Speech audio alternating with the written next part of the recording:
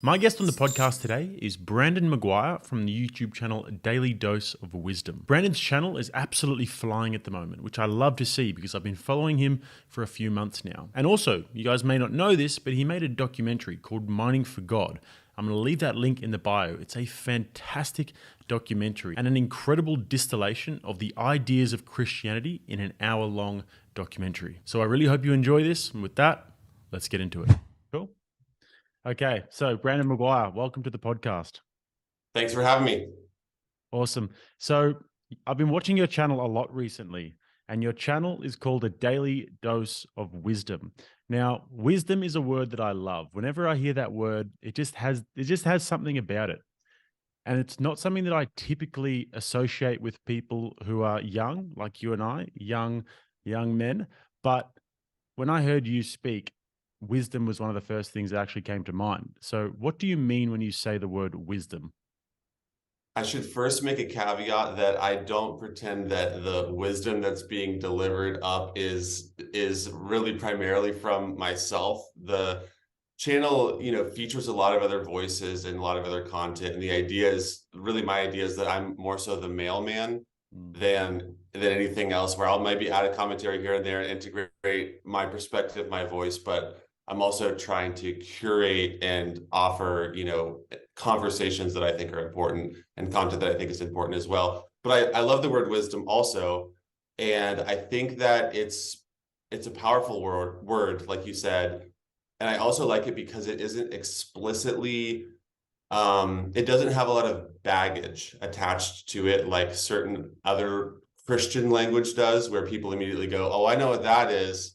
I've heard that word before. So I like it in that I think it's a good word for my channel and what I'm trying to do, which is to actually have sort of interfaith dialogue and sort of cross-aisle dialogue where we can actually, the idea is to allow thinking rather than just, again, label and dismiss. I'm familiar with that language. I think I know where this is going. Swipe next. I'm trying to facilitate something that is a bit more, hopefully a bit more thoughtful than that. And the reason why I enjoyed your channel was because it gave an insight into different video. Obviously, I love debates. That's what I do with my channel is I break down debates for the most part.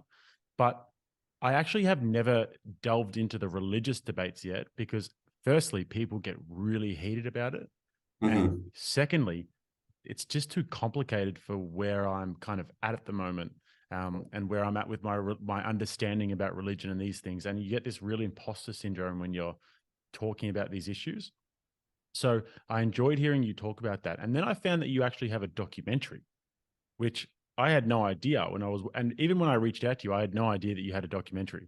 Yeah. And then I watched the documentary, and it's funny because at that exact time, I was searching for something that would give me a comprehensive understanding of the fundamental ideas of religion, of obviously Christianity in your case. So finding that documentary was actually super cool, and I was incredibly impressed with the way that you were able to distill such complicated ideas within an hour. So tell me a little bit about the thought process behind creating that documentary and what was the goal. I love that you said religion, well, and actually Christianity also, because that is also a reflection of what I've tried to do with that documentary, which is not to, again, necessarily begin with any assumptions about reality that are explicitly Christian or that require even necessarily a belief that the Bible is God's word, but rather to begin with sort of this idea of general revelation, which is what do we know is actually true about the real world.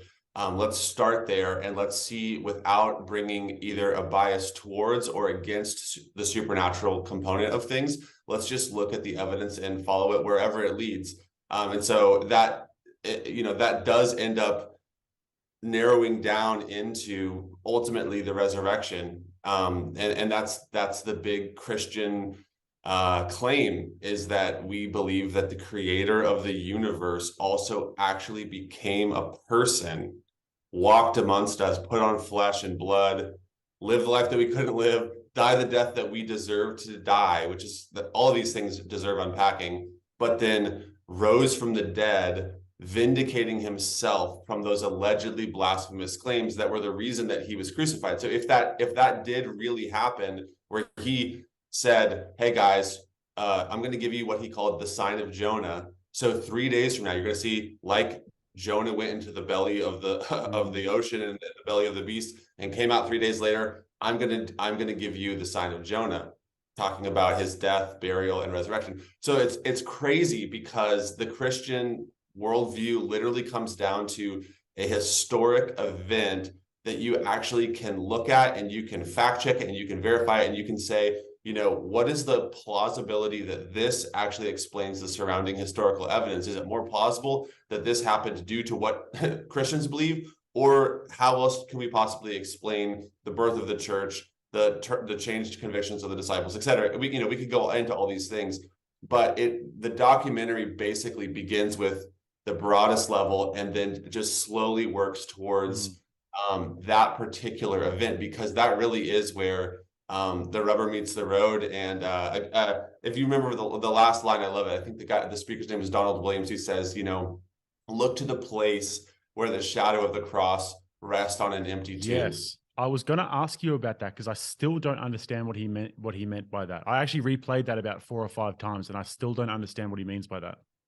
So he's talking about, I believe he's talking about basically where can we find ultimate meaning and hope that explains the potential for life everlasting in light of the dire and horrific human condition that we're all faced with. And he says, look to the place where the shadow of the cross falls on the empty tomb. It's poetic, but what he's telling you is, if those two events are connected, if the Christ who was slain was in fact risen again, let me put that a different way. If the creator of everything incarnated himself, atoned for the things that make the world an evil, horrible place that it is, and then paid that price, and then actually absorbed all of that evil into himself, and then defeated it and transcended above death, and then calls himself the firstborn among many brethren, the first fruit.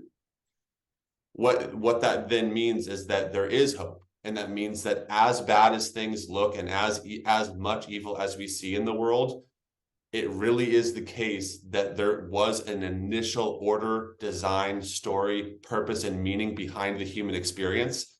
And that means that the God who made us is also the God who saved us, and is also the God who is inviting us into that hope, that joy, and that life everlasting through relationship with him. So where the shadow of the cross rests on the empty tomb, if true, is the greatest possible news in light of the human condition. Wow. That is so deep. That line is so deep. That's amazing. And now you've done a great job of explaining that and also explaining the ideas that you were trying to get across. But if I had to steelman it in another way, I'd say that perhaps the documentary, one of the goals of that documentary was to fix the problem of the way that religion is interpreted in modern day society. I mean, Christianity in your case, I must say Christianity.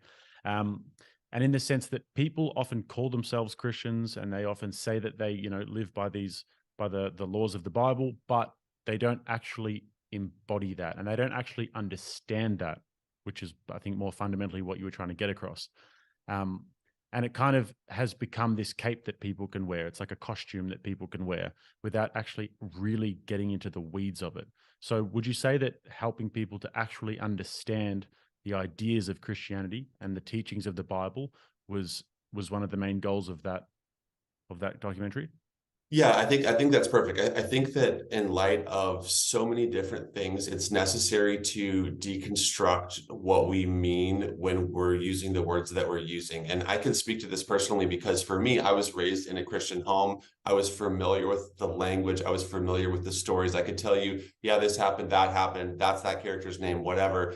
But none of that really was my own thing. It was not personalized. I didn't really deeply believe it, and I didn't really, to be even more to the point, I did not have any type of relationship or connection to God until I was like 20. And I spent 2 years basically taking all of these things, putting them on the table and going, what do I actually believe about all of the culture and the church and these things that I was brought up in, what do I myself actually think about these? And I kind of went through those pieces on the table one by one, actually analyzing them, actually looking at what does scripture say, what does history say, what does science say, how do we like actually make sense of the world that we live in? And so once I had gone through that experience and realized that there is something so much deeper and richer and more real on the other side of that process, where you've actually found your own faith, then I became motivated to say, I think a lot of people have actually been inoculated with Christianity, where they've been given a small dose that has actually prevented them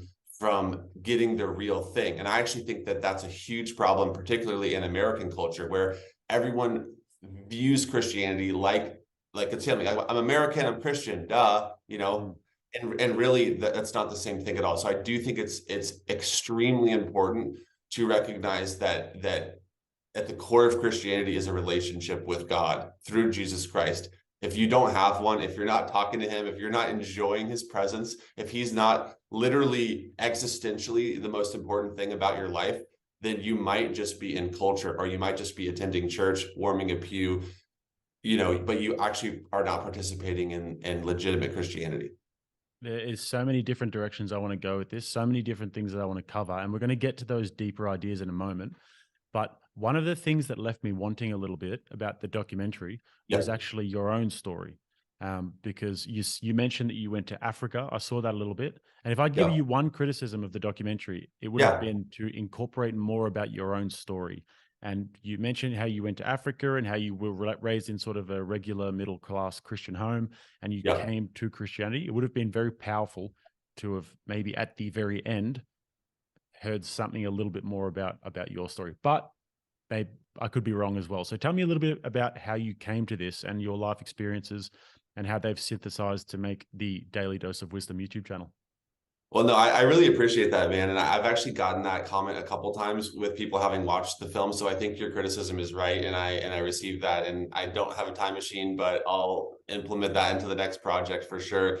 It's funny. I think the instinct to again make it less about me and more about the message is kind of that mailman analogy. Like I said, like I really do view myself as someone delivering a message, not a person who necessarily like is the main event or the main character or who possesses this, in that personalized way. But that being said, stories are powerful. And yeah, so for me, Africa became the catalyst through which I realized the extent that American culture and Christian culture have all kind of been mixed together. And what I was just describing a second ago, where like the language is in place, but the meaning beneath the language is not very widely understood by very many people who would call themselves Christian but are literally not. So that makes it such a confusing scenario.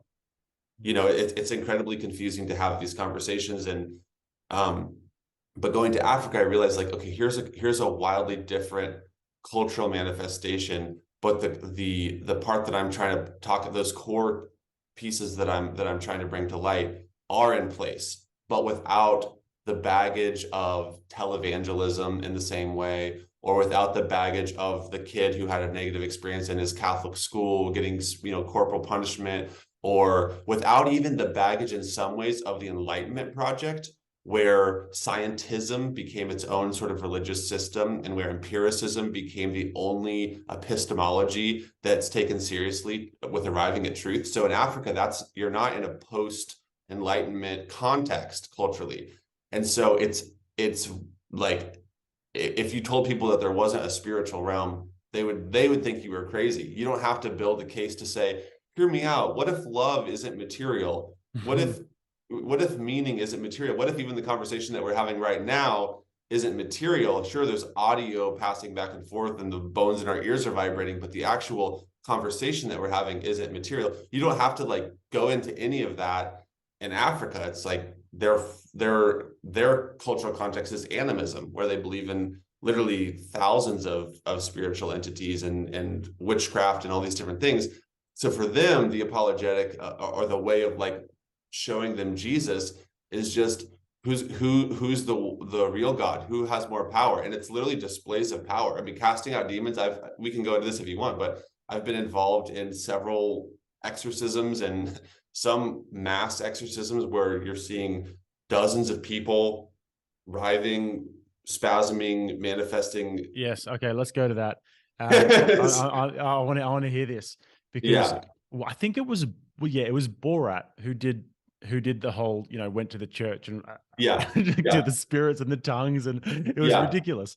And I think that for the most part, because of those sort of representations that we've seen in the media and in movies, the yes, idea of exorcisms and the idea yeah, of expelling demons from you is thought of as ridiculous, and it's some sort of right, Middle Ages, Dark Ages thing.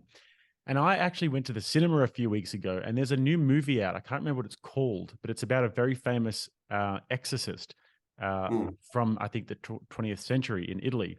And it was an awesome movie. And it started to make me think a little bit more about exorcism and about if it's actually plausible that people are mhm, possessed by demons. And then I mhm. saw Sam Smith doing his performance.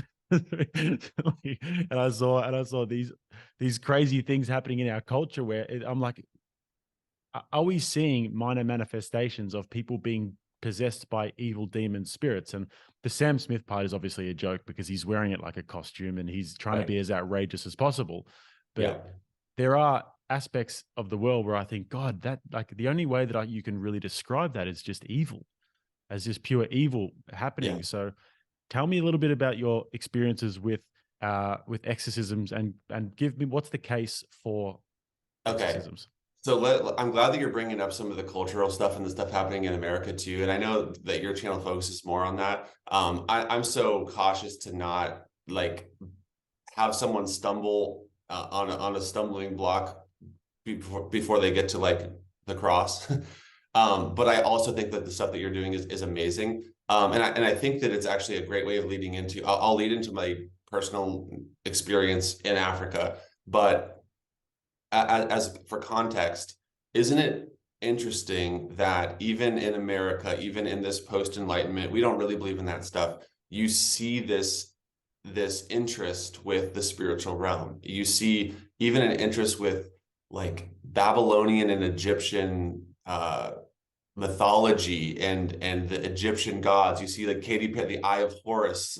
There's all of this intrigue, and of course, if you ask them, do you guys really believe in these gods? They're going to say no. It's art. It's a joke. It's whatever. But it's interesting that there is still this draw to it. And if you don't preclude the possibility that there actually is a spiritual realm, that there actually is a spiritual battle taking place, then from my perspective, I look at those things and I'm like, this is so funny that 4,000 years later Horus is still on television. Like, what are the odds of that? That's just wild, Or Sam Smith is dressed up like you said, like the devil. Like, how funny for a secular culture that doesn't believe in the devil, and there's definitely no like spiritual origin source for evil. But How yeah, just go quickly ahead. on that one though, when we talk about these sorts of things, I, I know that it's just them. You can look at it as funny, and people just sort of wearing a costume and they're just dressing up, and it's just art or whatever. But Yeah. to me, sometimes I look at those performances and I think that you can't actually do that in good faith. You can't Mhm. actually, basically spit on the religion of so many billions of people around the world in Yeah. good faith. And I think that when we see that sort of thing, the conspiracy theorist in me makes me wonder who, if there's strings being pulled behind the scene. But then the Mhm. spiritual part of me makes me wonder, is this the manifestation of some sort of satanic force that's permeating through the music industry? Because I don't see that as necessarily something that's just a little bit of art or just a bit of fun. My instinct when I see that sort of thing is like, that's like, it's almost evil, and it's almost projecting it outwardly and saying, this is what we're doing. We don't care about, you know God and but your or any of your beliefs. And Yeah. yeah, something in me just doesn't quite sit right. I think that I think that instinct, I think that you're picking up on something real there. And if you even, I'll give you another example. If you look at serial killers, Hmm. very many of them are actually Satanists. openly, and even in court. What's his name? David Ramirez holding up, 666 on the palm of his hand. So again, it's this weird thing where secular society, we don't believe in devils, and that's all, medieval. But at the same time, the people who are living out the greatest evil, they actually legitimately believe in Satan, and they're actually drinking dog's blood and actually doing all of these satanic practices, and even worse, satanic ritual abuse, and et cetera. If you look into serial killers, just as another like random reference point. But again, it's interesting where it's like it's all fun and games and art and joke and just joking around until it's not. So I don't know. We could have a whole other conversation about that. But I do think that the main thing is this: like the vast majority of all humans in history have believed in have not been empiricist and have believed in a spiritual realm and gods, goddesses in some variety or the other. And I would say, well, C.S. Lewis studied mythology at a incredibly deep PhD level throughout his life, was really like a leading expert in mythology. As a non-Christian, before he became a Christian, you probably know this. And he finally came to Jesus.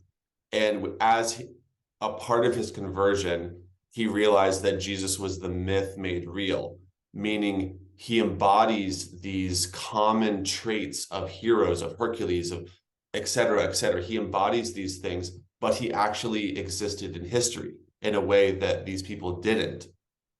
The Testament and the New Testament, the story in the New Testament is historic in nature. It's under the realm of Pontius Pilate in the year. So it baffled his mind because he says this contains the fulfillment of the greatest longings of mythology, but exists in history. What's going on here? And he finally concluded Christ is the myth made real.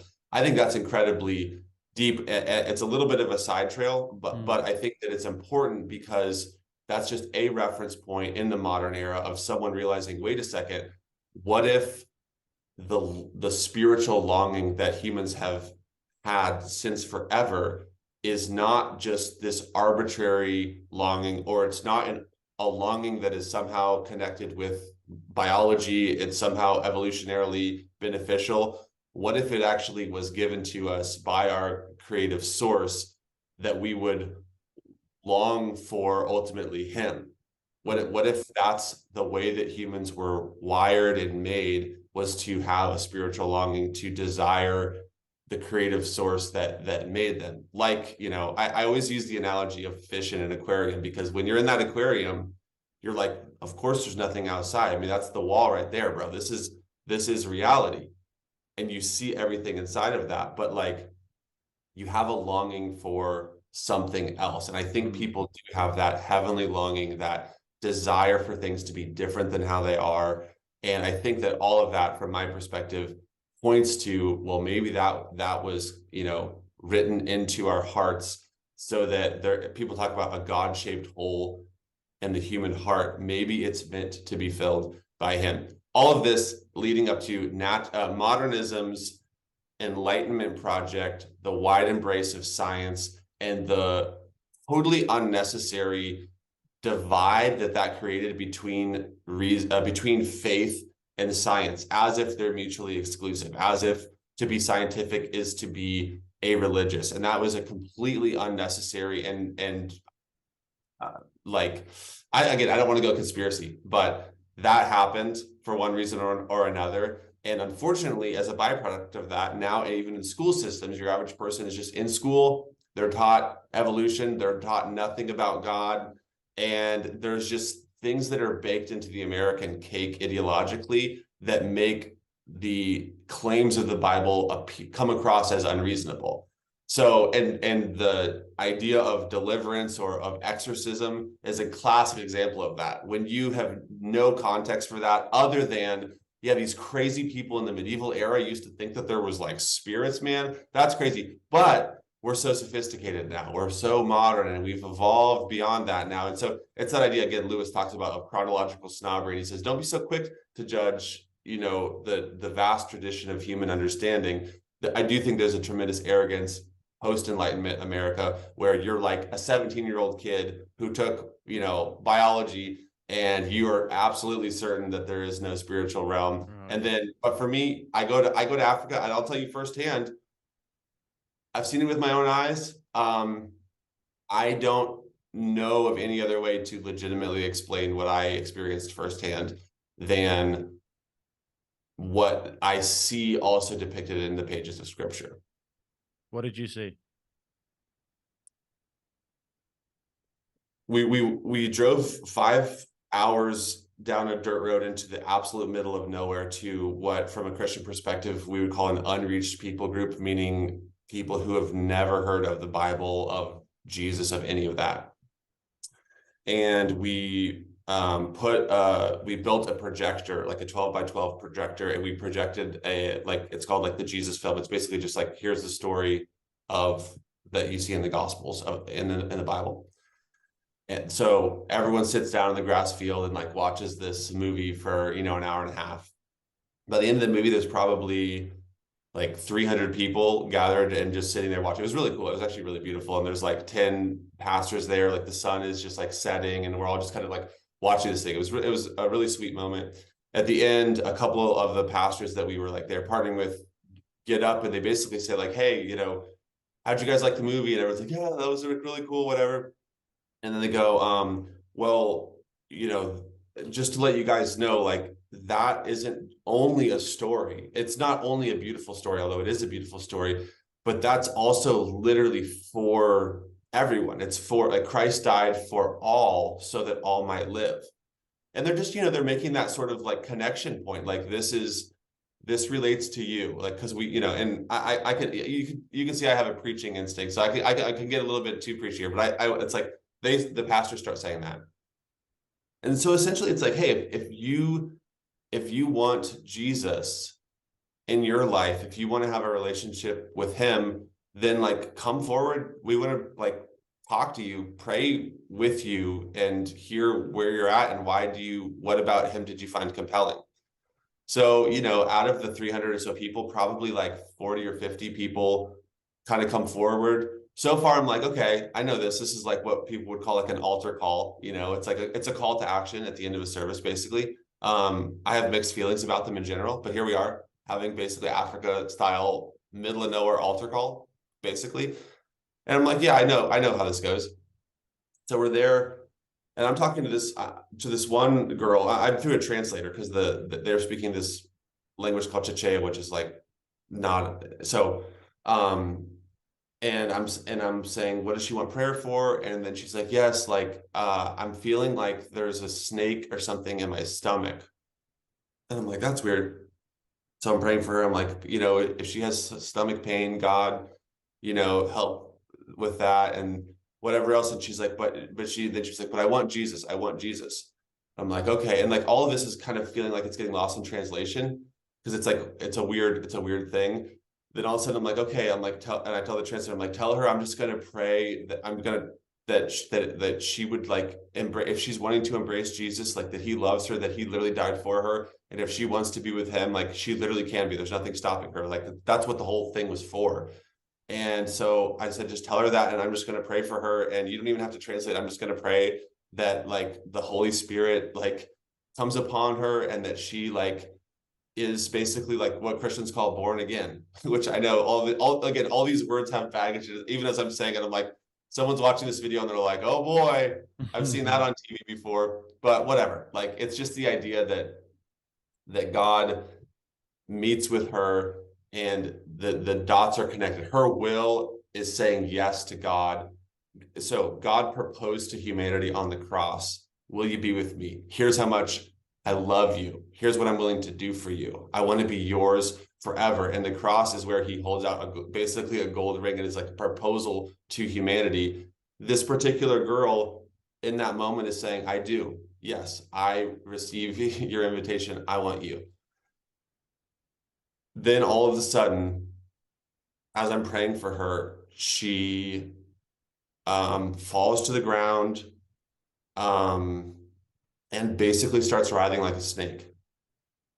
And I'm just like looking to the translator, what's going on? And he's like, oh, and he is like, oh yeah, we know what this is. Like he immediately like jumps into action, and they basically start praying for her and or start saying, you have to come out, you have to come out in Jesus' name. Like the Holy Spirit is entering her. You're not allowed here anymore. You don't have any authority. Like in Jesus' name, get out of her. And then basically, I look up though, and essentially that same thing is happening. Dozens of people are all independently like slithering. There's some of the women were taking off their skirts and exposing themselves to the pastors to like distract. I again, the whole point of this story is that there is a spiritual realm, so I'm just going to say it how I see it, which is that spirit is using sex to distract the pastor and to just do something crass and ridiculous to fight against what's happening in this moment. I mean, so this is happening. So I mean, imagine seeing this in like the sideways light of this projection screen in this dirty field. You just see this insane like event happening. Uh, it goes on for like 2 hours, Wow, that's and incredible. yeah, I mean, it wasn't just like, did I imagine that? Like it's like, and you can feel it too. Like it is like, if you haven't experienced anything dark or evil or spiritual warfare, like you don't know what I'm talking about. If you have, you can feel that sense of like fear and evil, and just like there's just a present, like there's like warfare happening right now.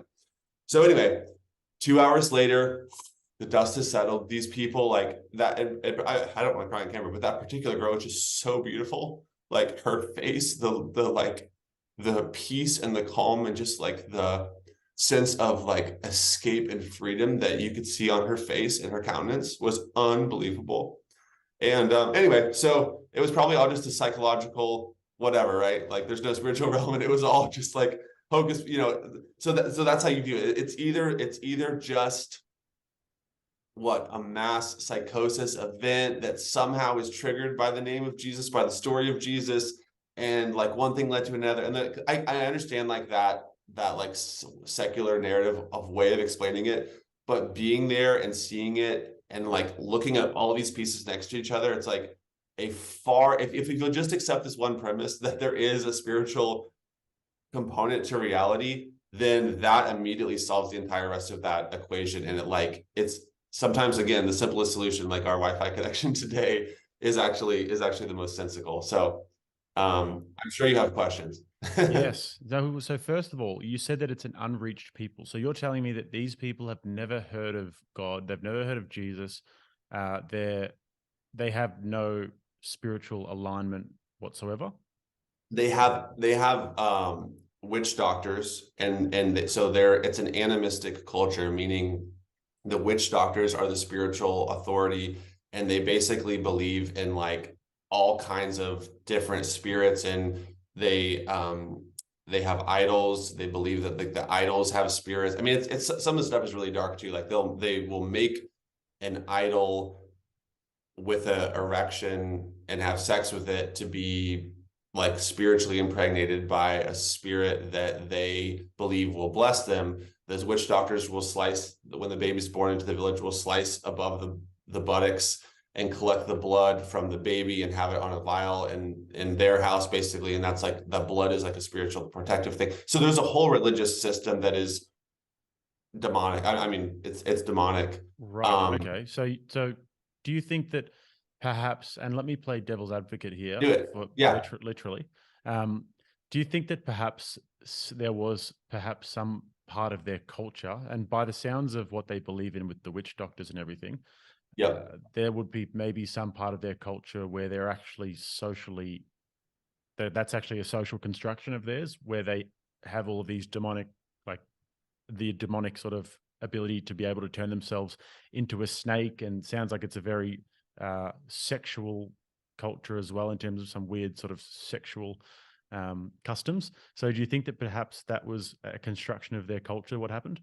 Is that a reasonable objection? Um, Yeah, in terms of the manifestation, I think yes.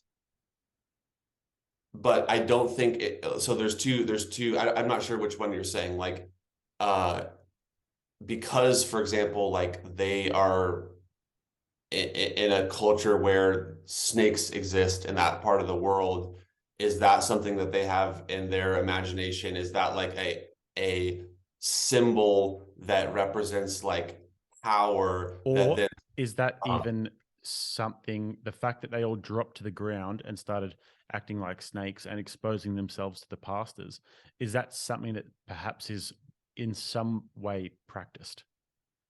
oh, like as a positive thing?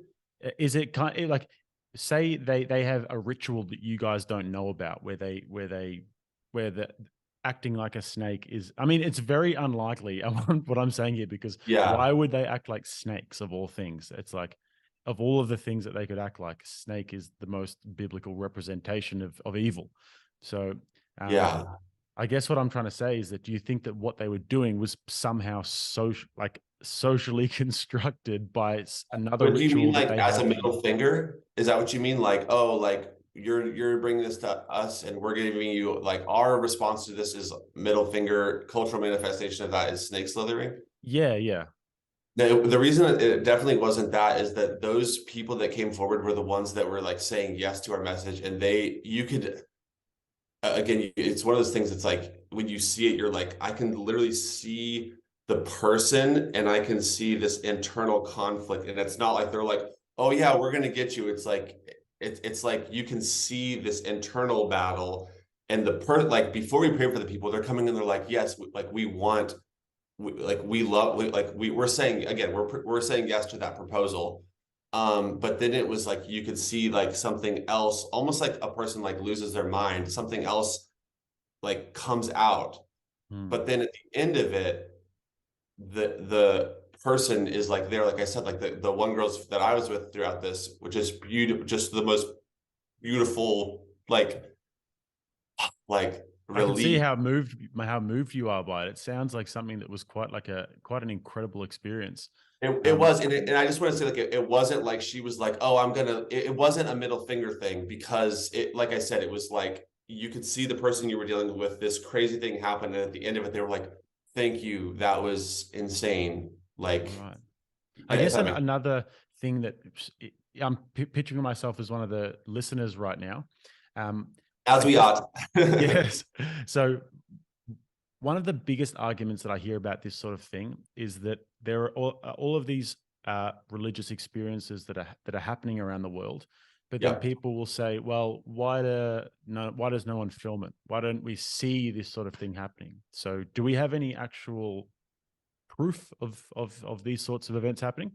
Yeah, there's a ton of video footage of this, especially in Africa and all over Africa television. The tricky part is, and this goes back to what we are talking about with Sam Smith and stuff, is and it's like, and this goes back to American culture in general, is there's so many ridiculous, hokey, counterfeit manifestations of thing where everyone's like, that's like obviously acting. There's so many televangelists with the fake miracle, with the fake healing story. There's the Steve Martin movie about it. There's all these things, and like, so it's like, yeah, but there is a ton of stuff on video. It's just up for you behind the screen to go, is that legit?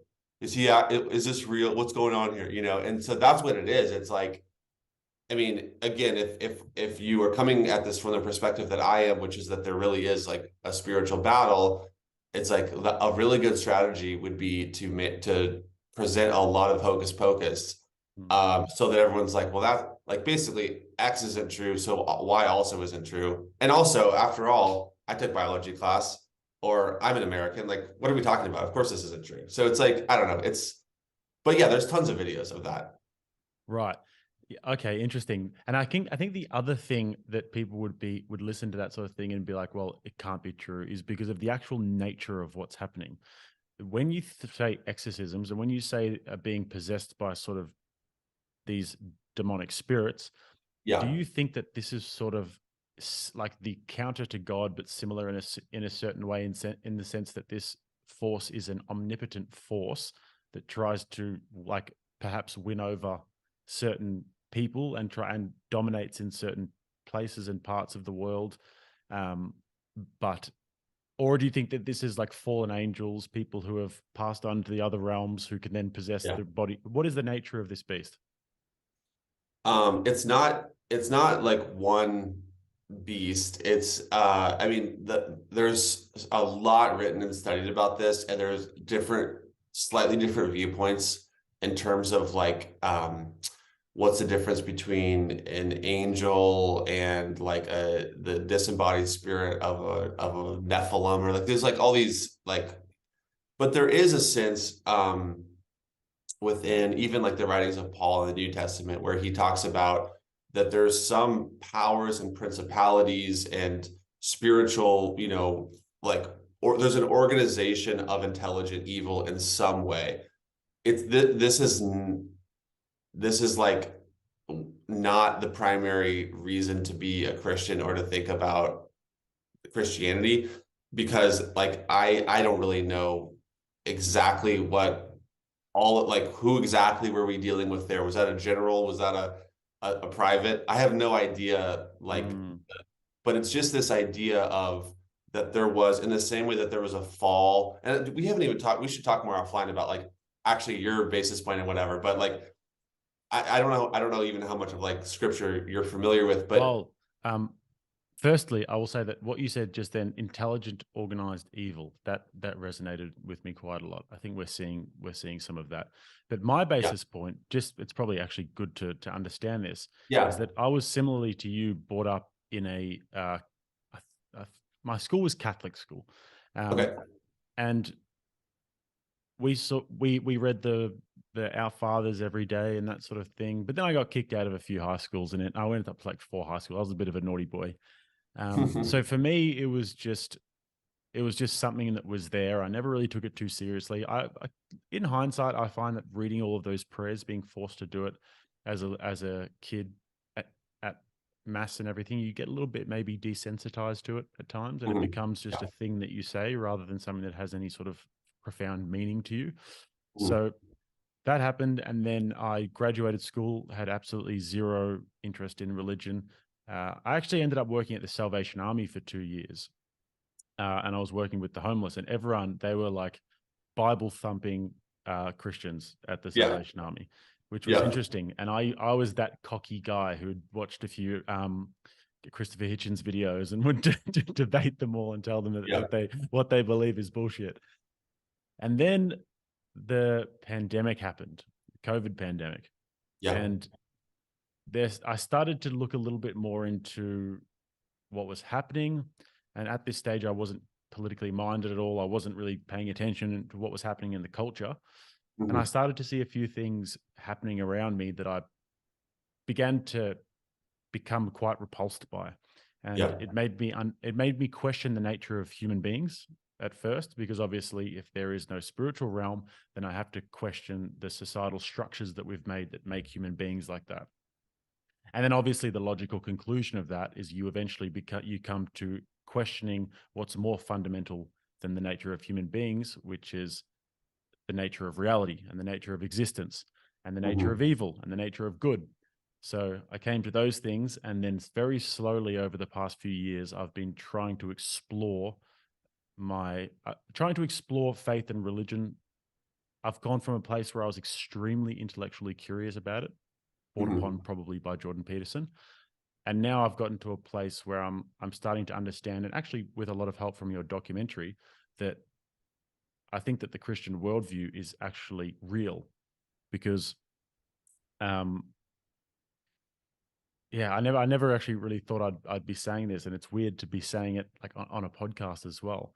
But when you understand the cosmological argument, the one that you put forward, if something comes into being, then there has to be a creator. Right. Then that's pretty moving. And then you think, what is the creator? What's the nature of this creator? How do we know that this creator is good? How do we know that this creator is not evil? How do we know that we're not living in a simulation where somebody's just pressed a button and a big bang happened and then all of a sudden we're here? Right. How do we know Right. that, like the Red Hot Chili Peppers say in one of their songs, ever wonder if it's all for you? How do you know that you're not the center of this Right. artificial intelligence? And then you begin to look into the stories of the Bible a little bit more, and you begin to look into. And by the way, my understanding is rudimentary. Let me just tell you first of all. And you begin to look into the story of Jesus of Nazareth, Jesus Christ, and you begin to understand that his death was the most recorded event in ancient history. So Mhm. if we believe that Tutankhamun existed, why don't we believe that Jesus Christ was executed on the cross? Yeah. And then his disciples died for that, and they believed that they saw him walking on water. They believed that they saw him rising from the dead.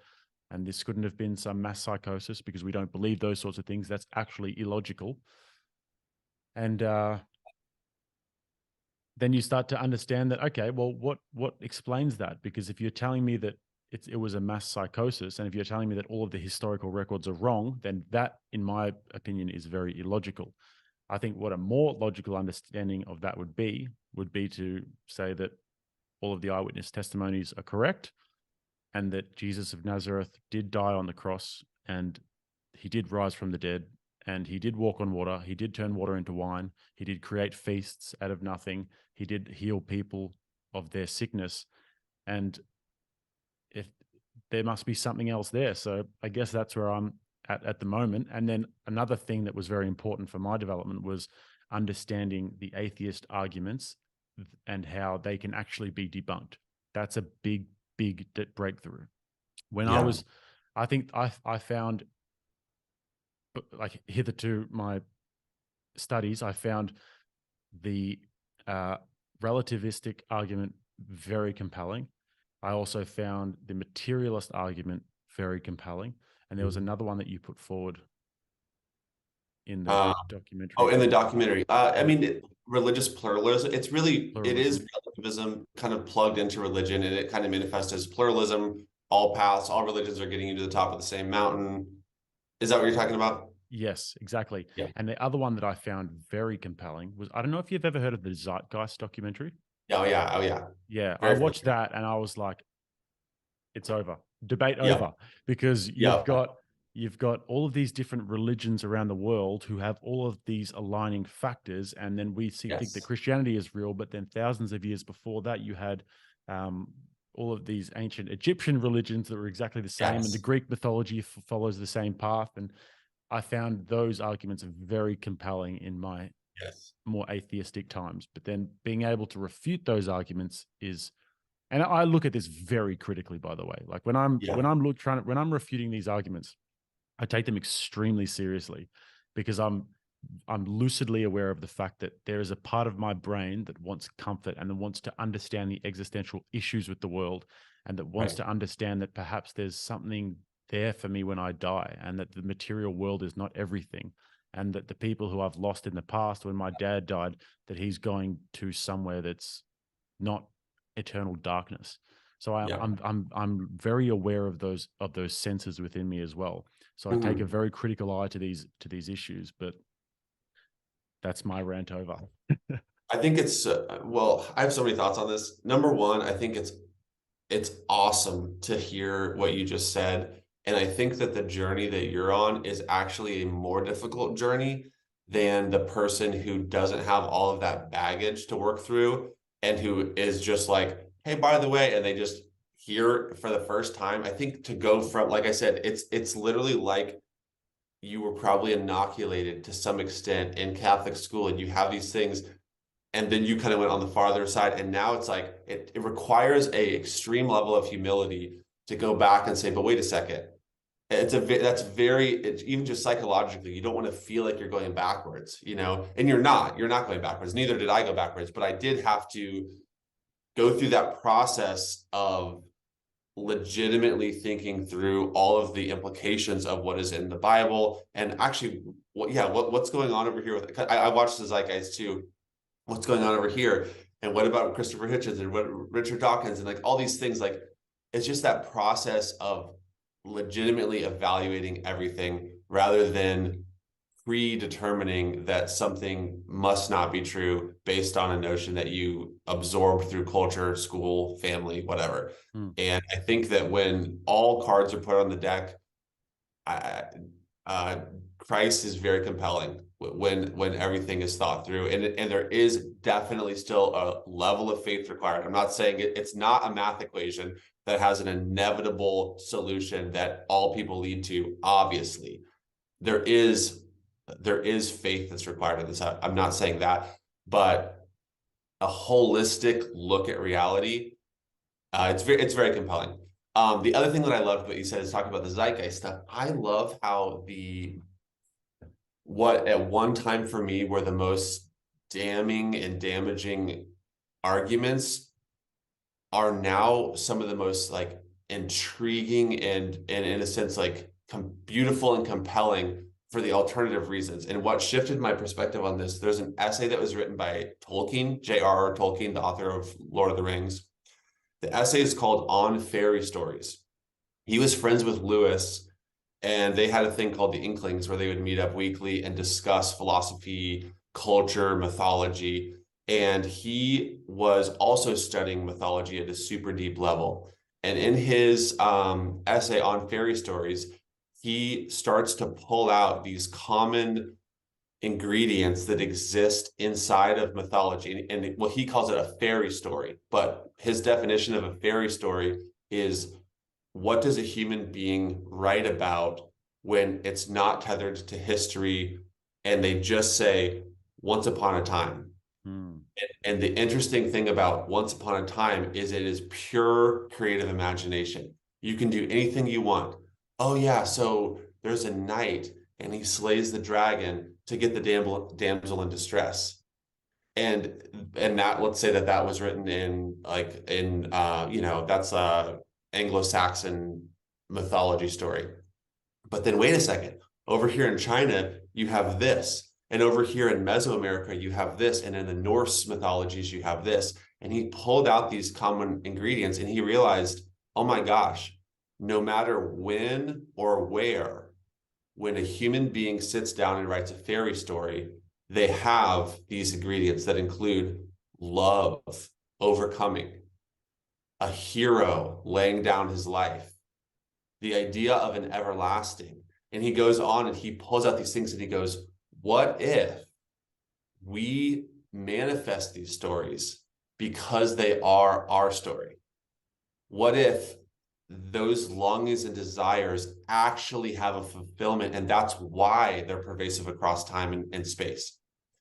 And to me, that completely inverted the zeitgeist thing, where it's like, oh my gosh, people want a dying and rising savior. This is crazy. And they wanted it 1,000 years before Christ. So in other words, the fact that you have all these like sort of counterfeits or mythologies doesn't mean that you don't have a real thing. And in fact, it means like there's something so compelling. And it's even like in the start, like zeitgeist goes into the cosmology of that. Why does that, and this gets a little weird. I don't totally buy into this, but like, how they talk about that, like the sun, and they point to these like astrological phenomenon as the impetus for the mythology. But what if the astrological phenomenon and the mythology are both rooted in a deeper impetus, which is the reality of God himself, giving us these clues, planting within us these longings, and then ultimately providing us a fulfillment of the true myth, like I said, Christ, right? The true myth. Yeah. And this is something that's tried to be explained by people throughout history. I think Carl Jung has his book Archetypes of the Unconscious Mind. Yes. And then even Richard Dawkins tries to explain this with his meme theory as well. So it's interesting how different people try and tell this story in different ways. But yeah, I've actually haven't heard of that, but I'll have to read that essay. It's so good. It's so cool. Anyway, all of that was just to say we have a similar journey of like, it's not a straight line. It's like spiraling and it's complicated. And I think that's required in I think being, you're based in Europe, right? I'm currently in Europe. Yes. Okay. So, but are you a byproduct of Western civilization? I'm Australian. Yeah. Okay. Yeah. Okay. Yeah. So like we both have that. I think there's a additional homework task required of anyone in 2023 who is a byproduct of Western civilization. That is another layer of analysis, which is how did I get the things that I got initially? and then what do I actually believe on top of that?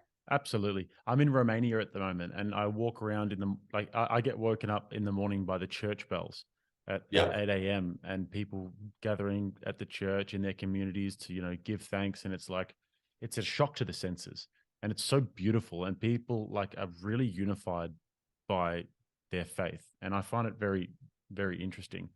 But another thing I wanted to talk about, and it's sort of similar to this sort of relative idea, and Mhm. I found this absolutely fascinating when I was watching this in your documentary.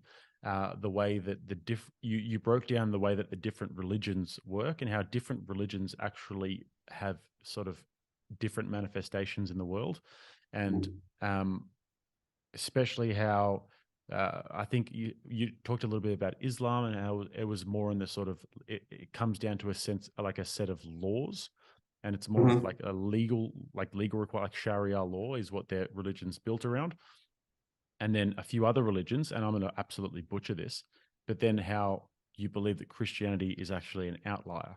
So, do you mind, to the best of your ability, Mhm. explaining that phenomenon a little bit, because it gives a very new light. It did for me anyway on the whole. Like if you're born in Pakistan, then you are going to be this religion. So what does that mean? Are you just going to go to hell, or you're born in this place? You're going to be of this religion. So if you don't mind Yeah, unpacking that a little so bit. there's a couple different things there. I'll give my best answer to what I think you're asking, and then tell me if I interpreted it wrong, and I can I can do a second pass at it. But if you're asking the question of how does Christianity stand apart from other religions in terms of what it claims is the way of salvation, then it's very dramatic because in in a variety of different ways, I mean, I would actually say this. I would actually say true Christianity is not a religion. And either people would say that's complicated because there is the church, and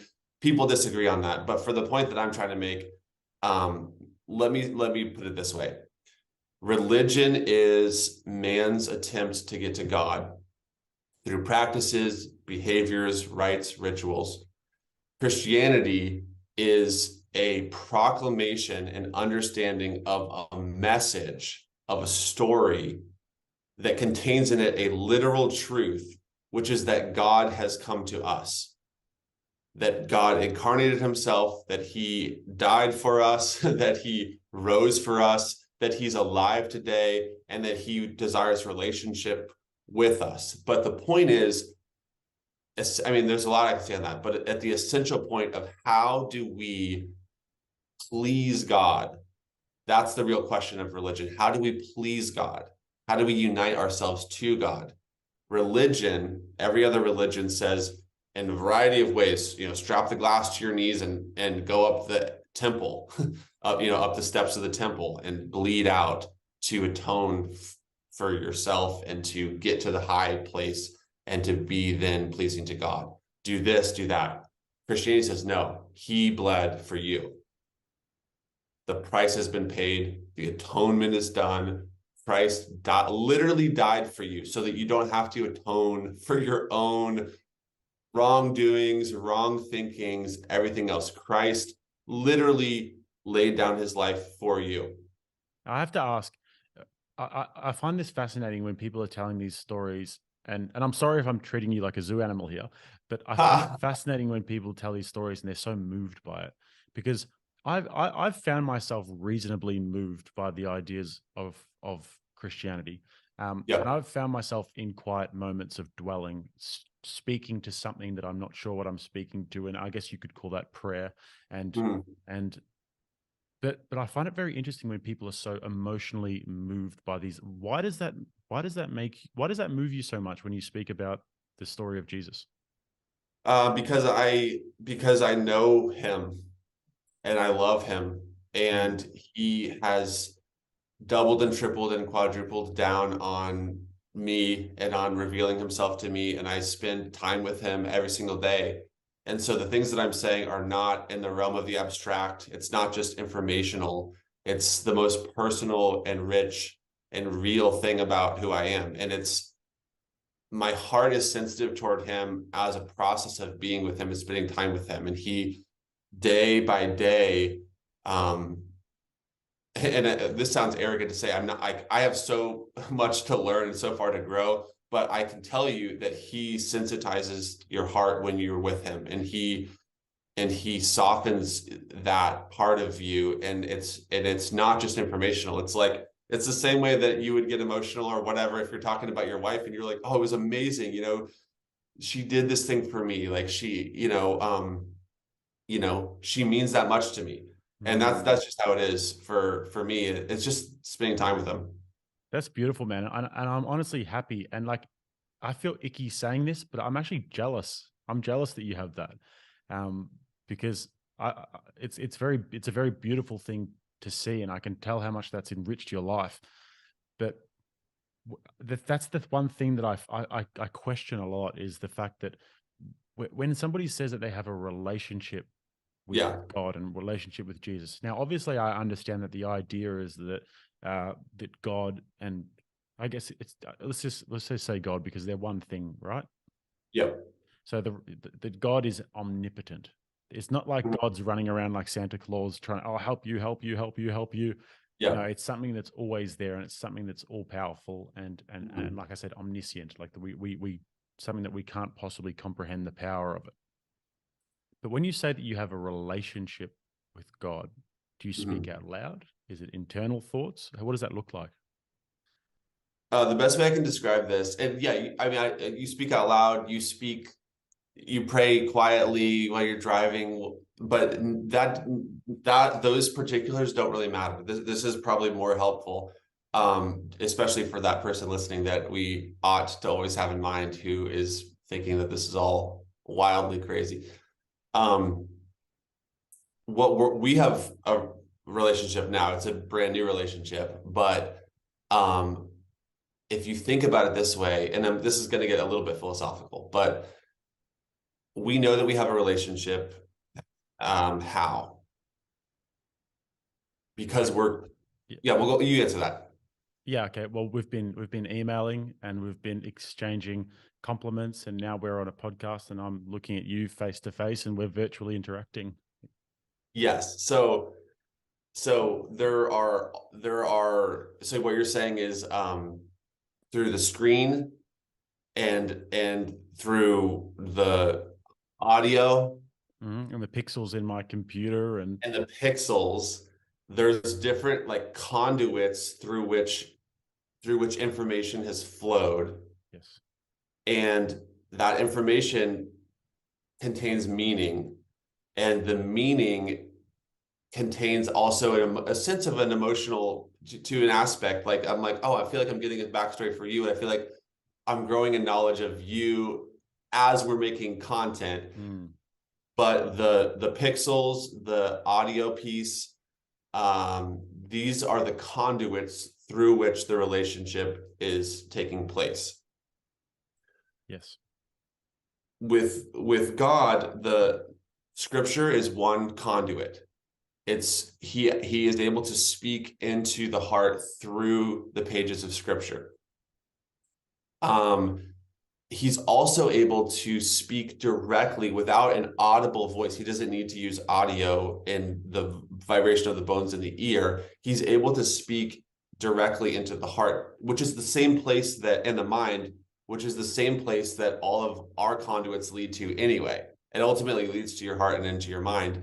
God is able to, as the creator of time, space, and matter, essentially circumvent those natural mechanisms for communication and say, as I pray to him in the morning on my drive or whatever, man, that sunset is amazing. I love that sunset.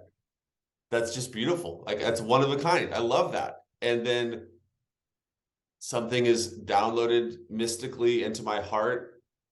Yeah, I love you. Do you? And And I'm going to ask you a question. It's going to sound like I'm taking the mic, but I'm not. I promise. Do you ever wonder if you're crazy? no, I don't wonder that I'm crazy, because of the Jewish idea of shalom, which is that truth shalom exists when truth and goodness and beauty are married together in a central location. Mm. And so when I'm communicating with God, is I'm getting into shalom, which is the exact opposite of crazy, and where there's chaos, disorder, confusion, and even if you like talk with paranoid schizophrenics or something, it is not a pleasant experience. It's like he's telling me to do that. They're all talking to me at once. And there's this weird assignment. It's not a pleasant experience. So I mean, that's one reason why.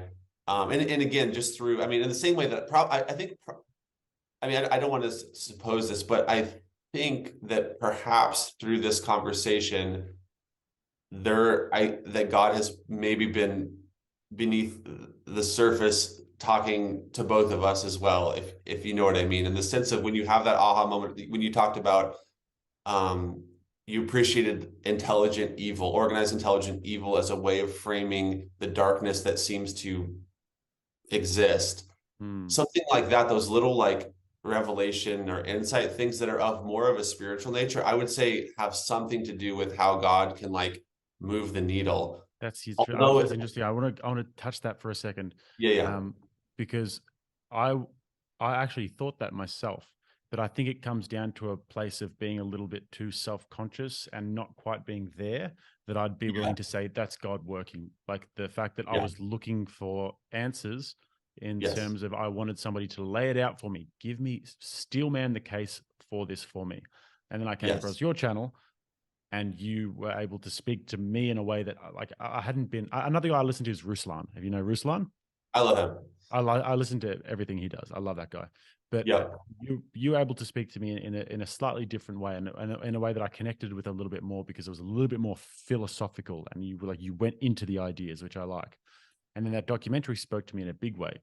So if I don't think I'm not quite ready to say it yet, but if I was to be in the place where you're at, for example, I Mhm. would say that that's God working.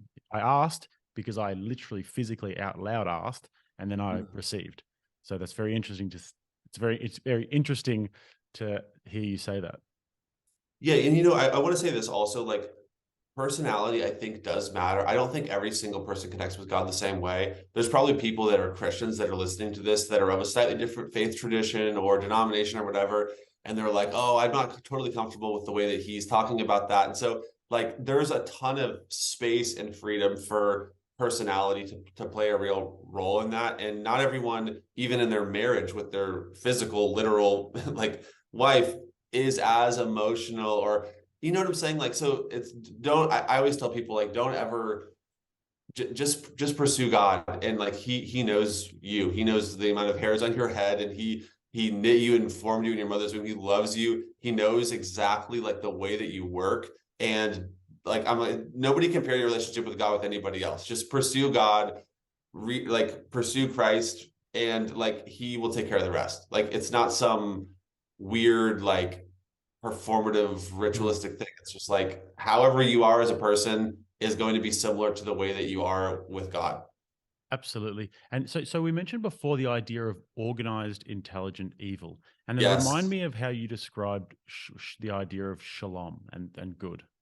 Hmm. Remind me of that. How did you Oh, I thought you define said that? it reminded you. Goodness, truth, and beauty Goodness, truth. married together. Yes. Organized, intelligent evil. And on the other hand, you have goodness, truth, and beauty. I think that's very profound when you think about those two things on the opposite ends of the spectrum to one another.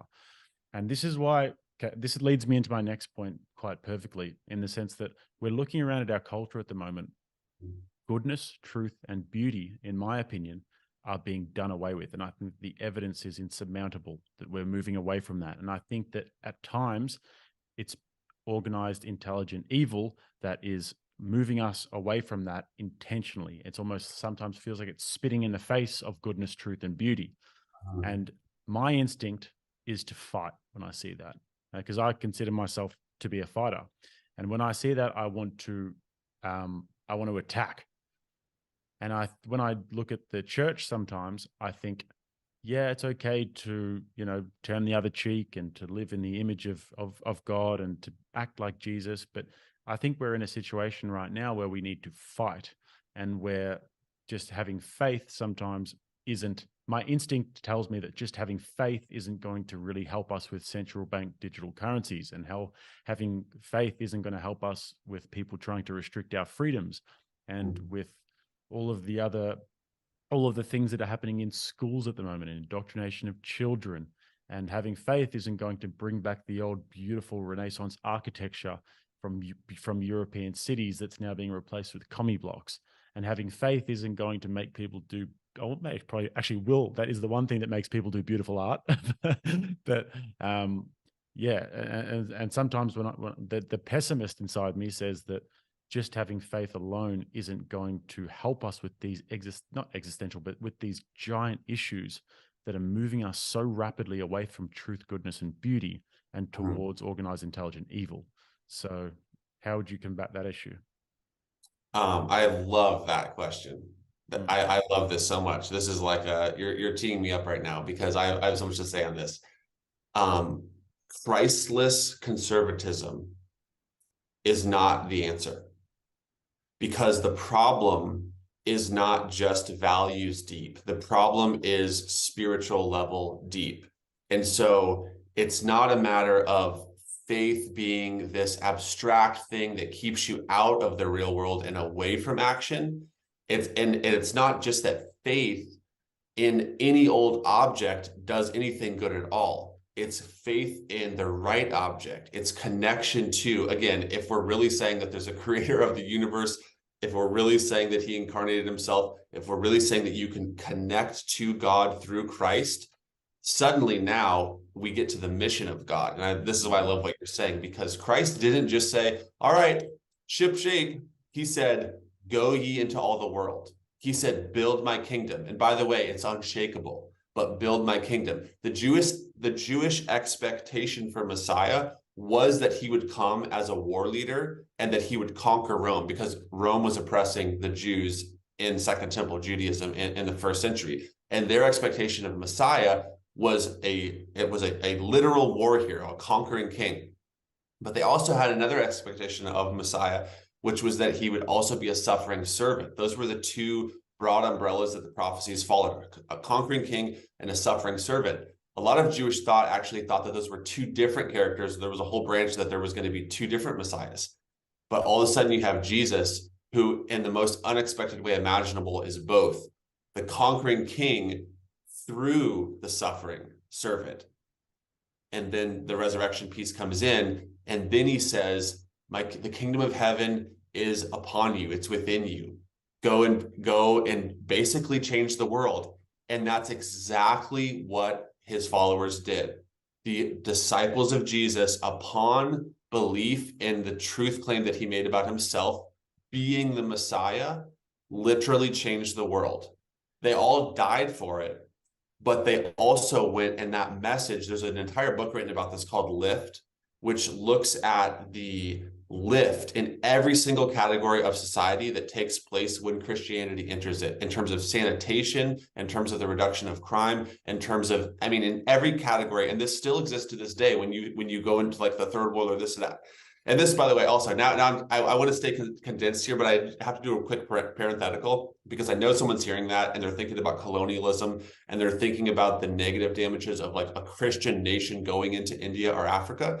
And I have to do a quick parenthetical on this, which is that there were three types of people that came from the West or from a Christian nation into those places. There was the merchant, there was the military, and there was the missionary. And they were not the same type of people, and they had wildly different motivations. And so, but although they all had white skin, and although they were coming from country A to country B, you had this wildly different effect where you do have some military people mistreating, or you have the merchant taking advantage in terms of commerce, but then at the same time you have the missionary coming and bringing that lift. But it's confusing and it's intricate, because you have to look and say, who specifically did what? Yes, the white person did that and that was bad, but then that white person did that and shared with those people the gospel, and all of a sudden, and I even saw this in Africa, all of a sudden the husband has his arm around the wife, which would never happen for thousands of years. You never see public affection. That man's breaking a cultural standard and expressing love to his wife externally and shamelessly. I guarantee you that's a Christian man. So, and I could go into so many examples of this. So that's the parenthetical on that. I'm not saying that it's not complicated, and it has nothing to do with like Western civilization or even Christendom. I'm talking about the kingdom of heaven as this undercurrent beneath the movement, anywhere, any which direction. Now it's happening in China. The Chinese Christians are coming to America, and the kingdom is advancing there. So all of this to say, that's just my caveat, but all of this to say, the mission of God. We need to work alongside of God through the power of his spirit and in light of his conquering on the cross and his conquering in the resurrection and the hope that he's offering people forever. We need to move in all of these cultural areas that you're talking about. I mean, there's so many things that we could talk about, but we need to move with that ultimate purpose level of understanding, like, there is a time coming when every tear will be wiped away, when the sorrow will be done away with, and also when every knee will bow, every tongue will confess that Jesus Christ is Lord. In other words, there's an ultimate revelation, there's an ultimate fulfillment that is coming. And with the confidence of that, although things are getting worse, definitely, they will get better. If he's telling the truth, if God really is Jesus, really did do what he did, and then he says, by the way, my kingdom is unshakable. Supposing that's all true, we have so much confidence to pursue, and we can go through the issues. I love your channel, bro. I love what you're tackling culturally, but I want to push back so hard on the idea that the faith-based people are often the ivory tower, pondering their navel. It's like, no way. Like true Christianity, you're in the trenches, and that has been the case. I mean, Christians started hospitals to begin with. I mean, and there's so many things that you can go to in terms of the fingerprint. I would say the fingerprint of Christ on culture through the people of God who have understood, oh my goodness gracious, if this is all really real, this changes everything about how we live and the work that we do and what our life is for. Right.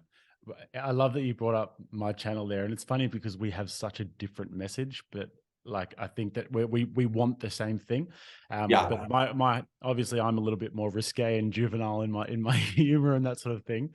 Yeah. But I'd like to think that I'm a conduit for many people, to individuals like Jordan Peterson and even yourself, for example. I hope that people will realize that we'll see this podcast and then go deep into your content as well. But yeah, I do like to think that I'm good for like entertainment, and I can get pretty philosophical sometimes, but I do hope that people will see the people that I'm talking about, Jordan Peterson, Douglas Murray, and all of these very profound thinkers, and go much deeper into them after listening to my content. But I'm going to stay with my juvenile humor for just 1 second and say, don't you think if this does happen, and if Jesus was to come back, and if the kingdom of heaven was to be solidified, and if every tear was to be wiped, every knee would bow, wouldn't that be a bit boring? Absolutely not. Why not? Because evil doesn't make things interesting. I'll agree that like the story of evil being overcome is interesting, but you don't want evil to persist for the sake of a good story, number one.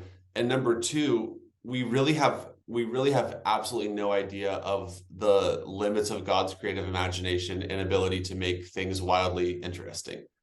We just don't. The Bible even just doesn't speak into that. But if you look at the insanely beautiful, complicated, meaningful, intricate universe that exists, that he created, if you look at the amazing ability that we have right now to have conversation, to go into these types of things, I mean, it's like, God is so limitless. And I even think, this is kind of weird, but I always think about like the sex act as this thing that like all humans hold so dear. It's like the most pleasurable and connecting and deep and rich and meaningful thing. And God says, like, okay, that is a metaphor. It's a symbol for the union between man and God at the wedding feast of the Lamb.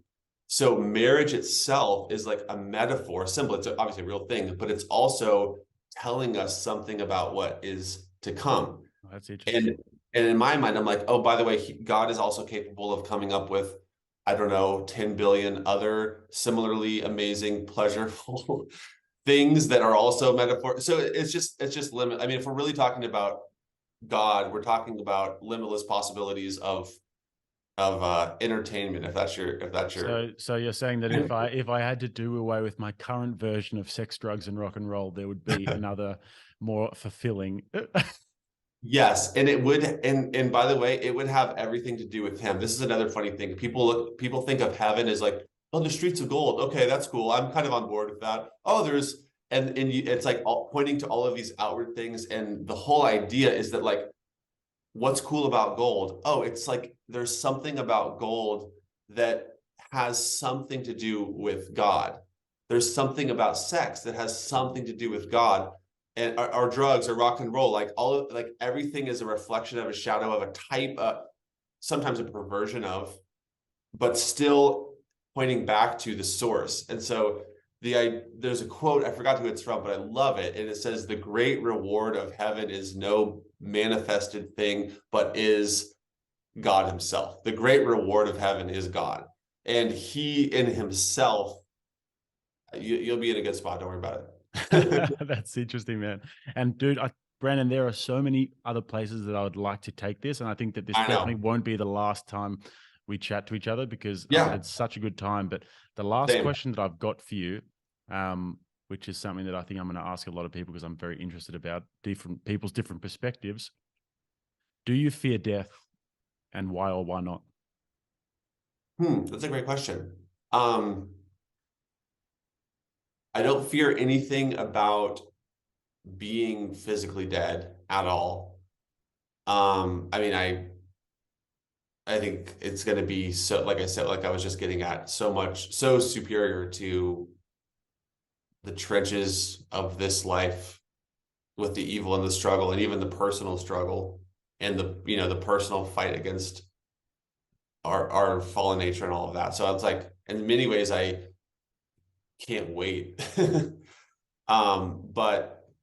But I mean, like, depending on how I die, I'm not looking forward to it. Like, I don't want, like, let's say that I'm hung or burned or if I drown or get struck by lightning, like, I'm not looking forward to that particular way of passing on. But you don't think that you're going to be ensconced in a little tomb of blackness for the rest of your life, and like what people generally fear when they think of death? What's the tomb of blackness? Well, I mean, there's a very famous Alan Watts speech where he talks about death, and he says that death is just something that happens, that you close your eyes. It's like you go to sleep at nighttime, but you just never wake up. But people generally have this fear of the fact that they're going to be ensconced within their little coffin, this little tomb of blackness where they're just trapped with themselves forever. And I found that very interesting to think about. And that's when people are fearful of, I think that fear of death, this is the reason why I asked this question. I think that fear of death is responsible for lots of ills of the world because people are Hmm. very attached to their worldly possessions, and people are very attached to this life, and it breeds a quite a lot of selfishness. And I always find that individuals who don't fear death as much are not as inclined towards those acts. But that's something that we won't get into into the essence of it. But I guess that's the sort of what I'm asking you at the end of the day is uh, what what do you think death is? Do you fear that? Do you fear losing the worldly possessions, your house, your worldly connection with your family, and all of those sorts of things? No, there's a great quote. I hope I don't botch this right now. He is no fool who loses what he can't keep to gain what he can't lose. That's by Jim Elliot, who's a Christian missionary. And that basically summarizes how I feel about it. Can you Meaning, those yeah, can you just do that one more time for me? he's no fool who loses, or I think he actually says who gives, which is he's talking about your life, like Mm, your physical, temporary, 80-year long life. He's mm. no fool who gives or ends up losing what he cannot keep to gain what he cannot lose.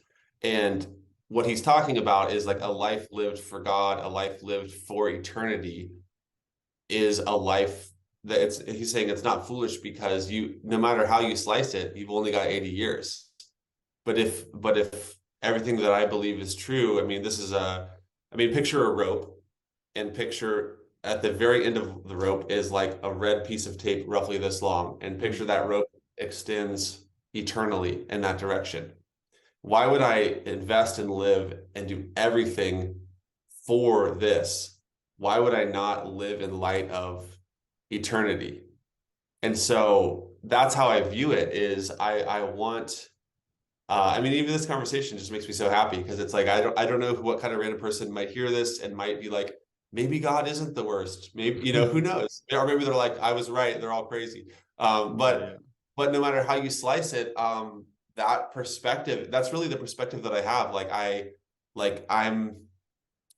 We are eternal creatures and I am living for eternity, and death is a doorway. And I don't want to waste a day in selfishness or conceit. I want to live my life like I really believe that. Like I'm really going to be with him forever. This is like boot camp, baby. Like, let's go. We only got 80 years. Let's do something. Man. That's awesome. Yeah. Brandon McGuire, thank you so much for having me. Your documentary is Mining for God.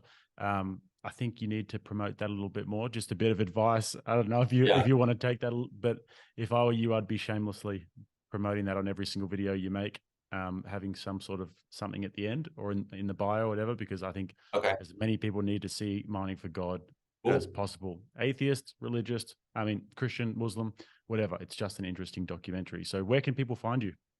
I was going to say on that note, if we're promoting that documentary, the easiest way to get to it is if you go to my YouTube channel, which I'm assuming is linked in this video, and then on the banner, it's the link right there on the banner. It'll say like my documentary film or whatever. You click on that link, it takes you to Vimeo. It's there. Fantastic. And we'll have the link in the bio and in the comments and everything as well. So thank you so much for joining me. Awesome. This has been so cool.